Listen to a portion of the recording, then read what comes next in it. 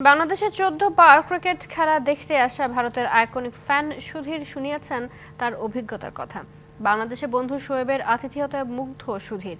Tiger সমর্থকদের কাছ থেকেও পেয়েছেন ভালোবাসা, কিন্তু তার দেশ ভারতে হেনস্থার শিকার হয়েছেন বাংলাদেশের আইকনিক ফ্যান টাইগার রবি।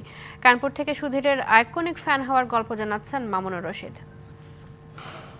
সুধীর গৌতম ভারত ক্রিকেট দলের আইকনিক সমর্থক। ইতিমধ্যে বাংলাদেশ সফর করেছেন ১৪ বার। সেখানে পেয়েছেন আতিথেয়তা, মুগ্ধ হয়েছেন বাংলাদেশের মানুষের ভালোবাসায়। কিন্তু তার দেশে এসে বিপাকে পড়লেন বাংলাদেশ ক্রিকেট দলের সমর্থক টাইগার রবি। জানিয়ে ইতিমধ্যে হয়েছে নানা জল ঘোলা। রবির দাবি, মারধর করা হয়েছে তাকে। স্থানীয় প্রশাসন বলছে সিসিটিভি ফুটেজে মারধরের কোনো দৃশ্য মেলেনি, কিন্তু রবি যে ভারতে হেনস্থার শিকার হয়েছেন তা নিশ্চিত। তাই তো প্রশ্ন জাগে, ১৪ বার বাংলাদেশ যাওয়া সুধীর পায় আপ্যায়ন, রবিরা কেন হেনস্থার শিকার? ৬৫% পর্যন্ত বিদ্যুৎ বিল সাশ্রয় করে আপনাকে রাখে প্রশান্তিতে। ওয়ালটন ফ্যান হাওয়া বদলে দেয়।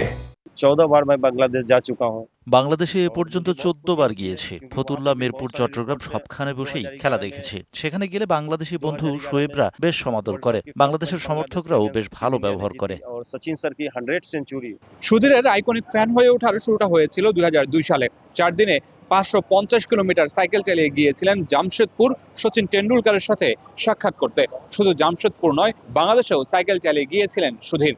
शुरू से मैंने साइकिल दौड़े ही की। সচিনের সাথে দেখা করতে ২০০২ সালে ৫৫০ কিলোমিটার সাইকেল চালিয়ে ৪ দিনে গিয়েছিলাম জামশেদপুরে, কিন্তু সেবার সচিনের সাথে দেখা হয়নি। পরের বছর মুম্বাইয়ে সচিনের সাথে দেখা হয়। ভারত থেকে বাংলাদেশেও ৩ বার সাইকেলে ভ্রমণ করেছি।